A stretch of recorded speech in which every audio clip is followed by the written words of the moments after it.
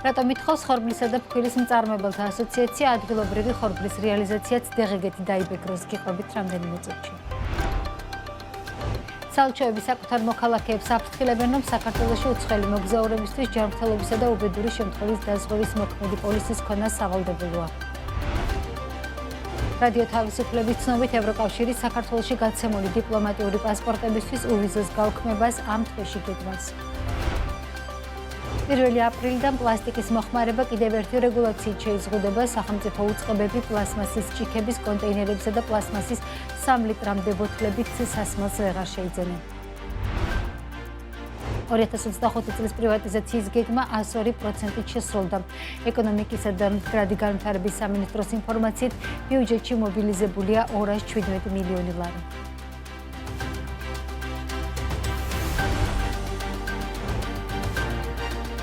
საღამო მშვიდობის ეს BMG რეგიონის წამყვანი ბიზნეს მედია სააგენტო საქმიან ამბებს BMG-ს გუნდთან ერთად ნინო ტაბეტაძე წარმოგიდგენთ.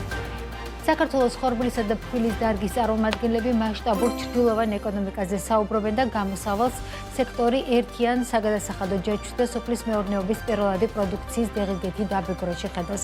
ხორბლისა და ფქვილის ბაზრის წარმომადგენლები აცხადებენ, რომ დღეს არსებული საგადასახადო შეღავათები, რაც პირველადი წარმოების დეღეგესგან გათავისუფლებას გულისხმობს, ნაცვლად სტიმულისა აღრიცხვიანობის მთავარ ბარიერად და არათანაბარი კონკურენციის მიზეზად იქცა.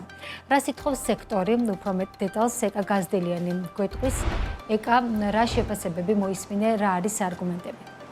მოგესალმები. ნინო, როგორც ირკვევა ხორბლის სექტორში ჩრდილოვანი ეკონომიკა მძვინვარებს და მსხვილმა წისქვილ კომბინატებმა საცალო ბაზარი დაკარგეს. ამ ბაზარზე არათანაბარი კონკურენცია და ჩრდილოვანი ეკონომიკის მაღალი წილიკი სერიოზულ პრობლემებს უქმნით შედარებით მსხვილ წარმოებლებს. წისქვილ კომბინატ ბარაქას დირექტორი ლადო ბიძინაშვილი BMG-სთან აცხადებს, რომ დღეს ბაზარზე არსებობენ მცირე ეგრეთ წოდებული სოფლის წისქვილები, რომლებიც ადგილობრივ ხორბალს დეღეგეს გარეშე ყიდულობენ და შემდგომ ფქვილსაც აღრიცხვიანობის გარეშე ყიდიან. ეს მათ საშუალებას აძლევთ პროდუქცია გაცილებით იაფად შესთავაზონ მომხმარებელს, ვიდრე ამას მსხვილი კეთილსინდისიერი საწარმოები ახერხებენ. დარგში ყურადღებას ამახვილებენ ხორბლის მოსავლის აღრიცხვიანობის პრობლემაზეც. ლადო ბიძინაშვილის თქმით, მიუხედავად იმისა, რომ სტატისტიკურად ქვეყანაში დიდი რაოდენობით ხორბალი იწარმოება, მისი რეალური კვალი ბაზარზე არ ჩანს, რაც დიდი ალბათობით სწორედ ჩრდილოვან სექტორში მოხდა. მისივე შეფასებით გამოსავალი ხორბლის პირველადი წარმოების დეღეგეთი დაბეგრა, რაც ადგილობრივ პროდუქციას იმპორტირებულთან თანაბარ საგადასახადო პირობებში ჩააყენებს და საგადასახადო სისტემის მოწესრიგებაც ინდუსტრიისთვის გადამწყვეტი იქნება.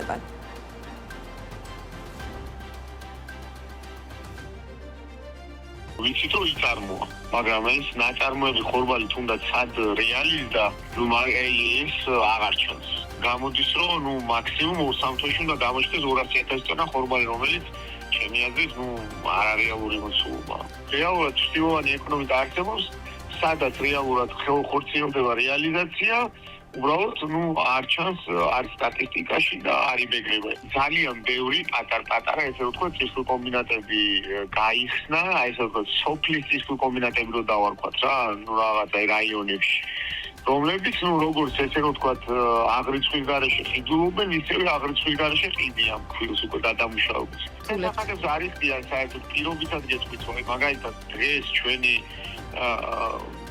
1 ტომარა 50 კილოგრამიანი პირველი ხარისხის ფქვილი როგორც 59 ვარი, ამ 59 ვარში ესე ვთქვათ 9 ვარი არის დეღეგე დამატებით ღირებულების გადასახადი. დანარჩენს აღარ ვამოფიქრო, საშემოსავლოს თანამშრომლობაზე ხელფასური წყალ და ასე შემდეგ. და იმ ესე ვთქვათ ჩრდილოვან წისქვილ კომბინატს, რომელიც არის გადასახადებს, ხო? თუნდაც 53 ვარად რო გაყიდოს ტომარა, 1 ტომარა ფქვილი დეღეგეს გარეშე. გამოდის რომ იმისთვის უფრო მომგებიანი სიტუაცია აქვს. ამაზე აქ საქართველო ბაზარი თითქმის დაიკარგა მსხვილი წისქვილ კომბინატებისთვის.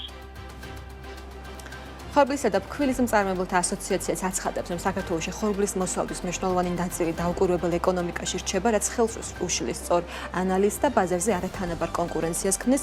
ლევან სილაგავა BMG-სთან აცხადებს, რომ დღეისთვის სახელმწიფო სრულად ვერ აკონტროლებს ქვეყანაში არსებული ხორბლის მარაგებს, მიუხედავად იმისა, რომ წელს 200,000 ტონა ხორბლის მოსავალი იყო დაანონსებული. ასოციაციის წევრმა კომპანიებმა მხოლოდ 15-17,000 ტონის მიღება შეძლეს, დანარჩენი მოცულობების ბედი იქნება ეს დასაწყობებული თუ ექსპორტზე გასული, ზუსტად ცნობილი არ არის. ასოციაციის ხელმძღვანელი განმარტავს, რომ თავის დროზე პირველადი წარმოების დღეგესგან გათავისუფლებამ ფერმერებს მოტივაცია მისცა, თუმცა დღეს ეს ფაქტორი აღრიცხვიანობას ხელს უშლის, ვინაიდან ფერმერი დღეგეს გადამხდელად არდგება, მისი პროდუქცია ფინანსთა სამინისტროს დაკვირვების მიღმა რჩება. თუ დღეგეთს არ იბეგრება და მას არა ვთქვათ ვალდებულება დღეგეს გადახდის, თავისთავად ცხადია ის ფინანსთა სამინისტროში არ დგება აღრიცხვაზე. აქედან გამომდინარე მიღებული მათ შორის ხორბალი იქნება თუ სხვა პროდუქცია სოფლის მეურნეობის, თავისთავად ცხადია არის დაუკვირვებელი, დაკვირვების ქვეშ არ არის და შესაძლებელია ზოგადად ეს ყველაფერი ვთქვათ ბრუნვაში არ იყოს მოქცეული, მათ შორის ფერმერების მხრით, მათ შორის ზოგი მცხოვრების მიერ და მათ შორის მთლიანობად სახელმწიფო ამას ვერ აკონტროლებს. მათ შორის არც კერძო სექტორმა და არც თქვათ თვითონ სახელმწიფო სექტორმა არ იცის ამ ყველაფრის რაოდენობა, თავისთავად ცხადია ანალიტის გაკეთება ძალიან ძნელია. მათ შორის ჩვენ გითხარით, რომ იძულებული გავხდით შემოგვეტანა იმპორტირებული ხორბლის საკმაოდ დიდი ნაწილი შარშანდელთან შედარებით, რა სტატისტიკაში ასახულია, იმის გამო, რომ მაგალითად ჩვენ არ ვიცოდით, რომ რამდენი რაოდენობაა დარჩენილი ხორბლის ფერმერებთან და გაყიდიან თუ არა და ასე შემდეგ. დარგის წარმომადგენლები განმარტავენ, რომ პირველადი პროდუქციის დღეგეთი დაბეგურა საპოლო პროდუქტის პურის ფასზე გავლენას არ მოახდენს. ამის არგუმენტად ის მოყავთ, რომ ბაზარი ისედაც იმპორტირებული ხორბლის ფასია ორიენტირებული, რომელიც უკვე დაბეგრილია, ცვლილება მხოლოდ ადგილობრივ ხორბალს გახდის უფრო კონკურენტუნარიანს და ჩრდილში მომშავე მცირე საწარმოებს აიძულებს ლეგალურ ველზე გამოვიდნენ. ამისთან წისქვილ კომბინატებიც აცხადებენ, რომ მათ ისედაც უწევთ დღეგეს ჩათვლა, შესაბამისად ეს წარმოების ფასზე გავლენას ვერ მოახდენს. მადლობა ეკა, რატომ ითხოვს სექტორის წარმომადგენელთა ნაწილი ადგილობრივი ხორბლის დღეგეთი დაბეგურას ეკა გაზდელიანმა გაგოცნა. 2026 წელს აუდიტის სამსახური მოსახლეობის საყოველთაო ჯანმრთელობის დაცვის სახელმწიფო პროგრამით გათვალისწინებული დიაგნოზთან შეჭიდული ჯგუფების დაფინანსების სისტემის შესწავლას გეგმავს. აუდიტის მიზანია DRG მეთოდის დანერგვის ეფექტიანობისა და პროდუქტიულობის შეფასება. რა შეცვალა DRG დაფინანსების მოდელის 4 წლის წინ შემოღებამ და რა ხარვეზები რჩება დღემდე, რაზეც ჯანდაცვის სექტორი დროდადრო აქტიურად და ხშირად კრიტიკულადაც საუბრობს. ანუკა ჯოხაძე გვერდდება შეფასებებით, ანუკა გისმენთ.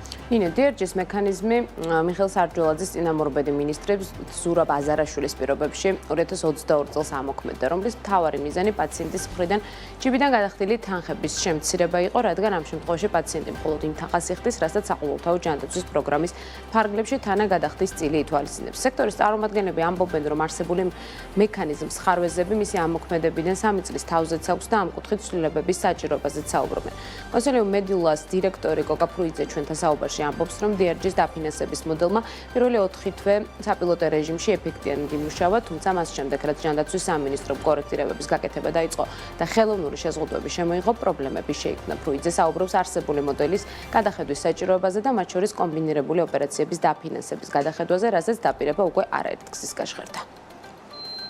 პირველი 4 თვე ეს იყო პილოტური პროექტი.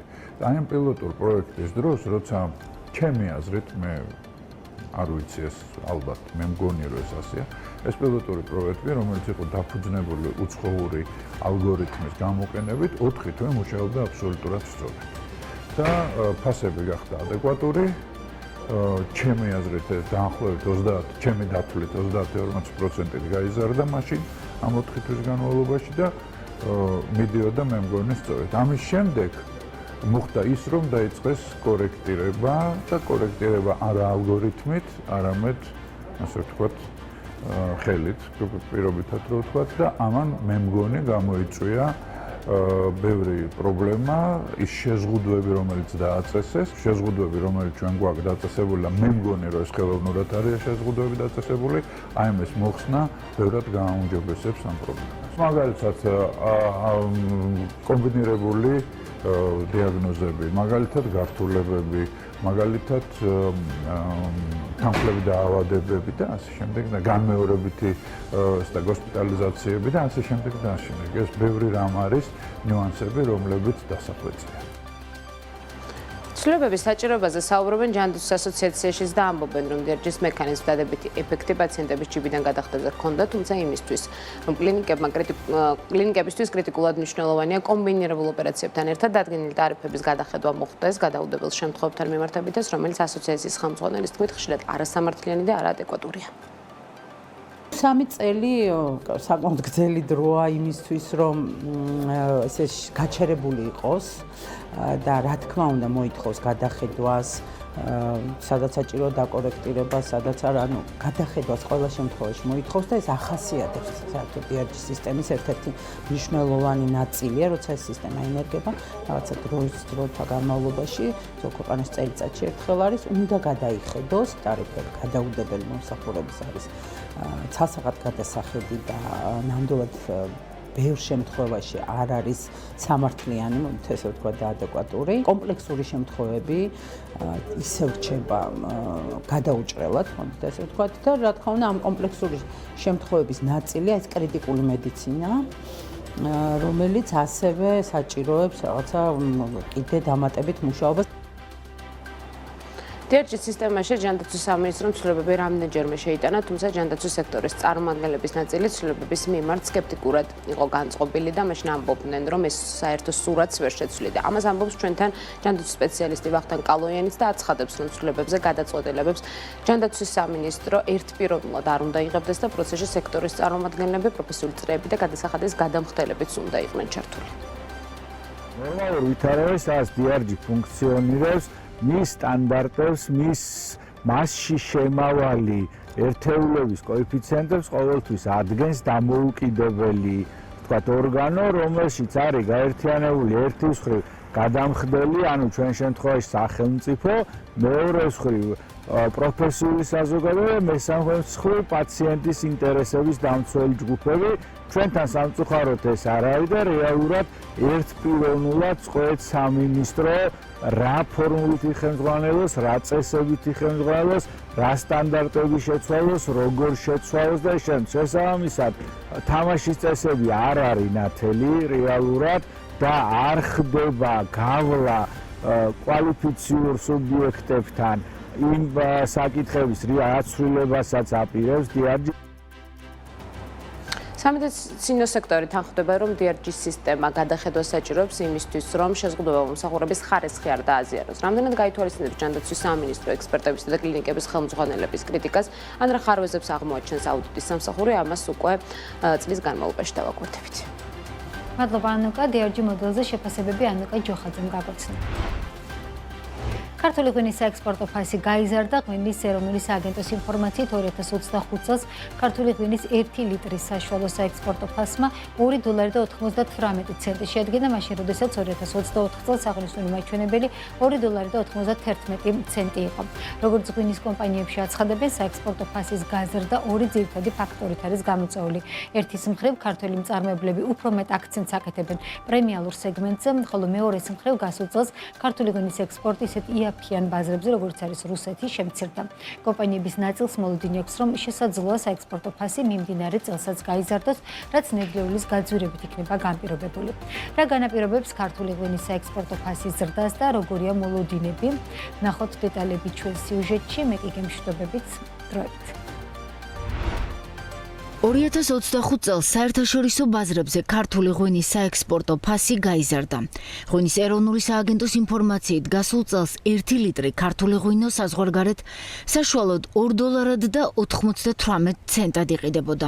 მაშინ როდესაც 2024 წელს ეს მაჩვენებელი $2.91 იყო. 1 ლიტრი ქართული ღვინის საშუალო საექსპორტო ფასი ყველაზე მაღალია ამერიკის შეერთებულ შტატებში და $6.17 შეადგენს. მას მოჰყვება იაპონია $5.77. გერმანიაში კი ეს მაჩვენებელი $4.73-ია. ღვინის კომპანიების ნაწილში ამბობენ, რომ საექსპორტო ფასის ზრდას მათ შორის ის გარემოება განაპირობებს, რომ მწარმოებლები უფრო მეტ აქცენტს აკეთებენ პრემიალურ სეგმენტზე და ისეთ ბაზრებზე, სადაც ქართული ღვინო შედარებით ძვირად იყიდება. მეორე მხრივ კი შარშან ქართული ღვინის ექსპორტში ისეთი იაფიანი ბაზრის წილი, როგორც რუსეთია, შემცირდა. ჩვენი გაცხადებული სტრატეგია არის პრემიუმიზაცია, შესაბამისად ყოველ წელს რას დრო გადის ჩვენი საშუალო ფასი იზრდება.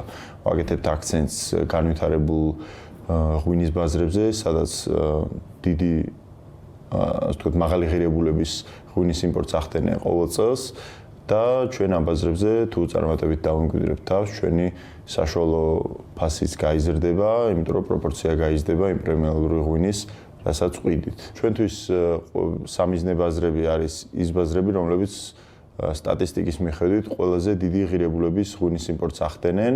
რა თქმა უნდა, პირველ ადგილზე არის ამერიკის შეერთებული შტატები, მეორეზე დიდი ბრიტანეთი, გერმანია, კანადა, იაპონია. მოცულობა წინა წელთან შედარებით ჩვენ არ გაგზდია რა საგრძნობლად. მაგრამ საექსპორტო ფასი და თვითონ შემოსავალი ბრუნვა ექსპორტის გაიზარდა და თანმიმდევრულად გაიზარდა. ჩვენ კონკრეტულ შემთხვევაში ეს რამ გამოიწვია? პირველ რიგში იმან, რომ ჩვენ 2025 წელს გამოვიშვით მეორე ხაზი, უпросторо მეორე სუბრენდი საკოლექციო ღვინოები, Sellers Collection-ი. და ამას საშუალება მოგცა, რომ აი სუპერპრემიალურ გამაში გადავსულიყავით. კონკრეტულად აი შეერთებულ შტატებში წავიდა ჩვენი მსგავსი ღვინო. ზოგადად გლობალურ ციფრებს თუ შევეხებით, მე მიჭირს იმის თქვა, რამ გამოიწვია ეს ცვლილება. სავარაუდოდ შეიძლება იმან, რომ რუსეთში გადატვირთებმა მოიგო.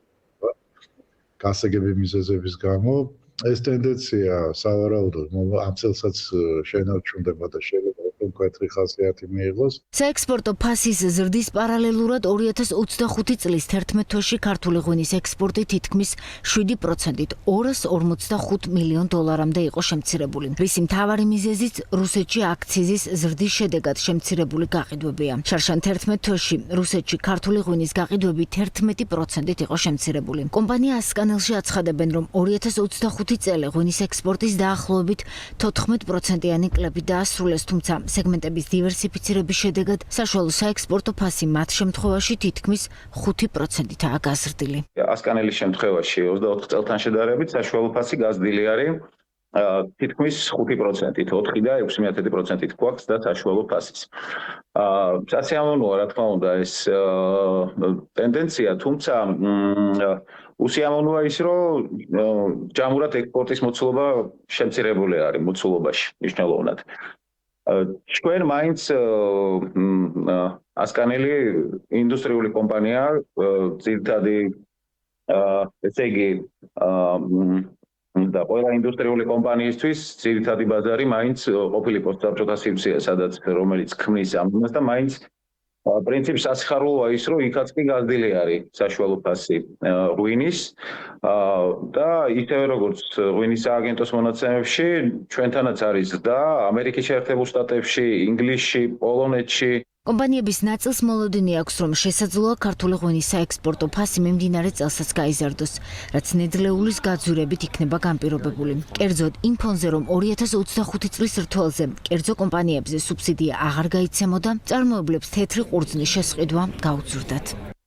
ძნელია ფასის და ზოგადად, მაგრამ იძულებული ვართ იქიდან გამომდინარე, რომ ხარჯები გვეძლება, მოკლედ ნედლეულის ფასი გაგვეზარდა ჩვენ როგორც თეთრი ყურძენი თუ 24 წლის რთველზე 84 გვიჯდებოდა სახელმწიფო სუბსიდიის გათვალისწინებით, წელს უკვე ლარი და 20-ია და შესაბამისად თვითღირებულება გაგვეზარდა პროდუქტის. ასევე იზრდება სხვა დამხმარე მასალების ბოთლით ჩარჯის ეს ღირებულება ზოგადად ეგეთი ტენდენცია არის მომდოდებლებიდან, შესაბამისად იძულებული ვართ მინიმუმ დავაკომპენსიროთ თვითღირებულების და ფასის ზრდით.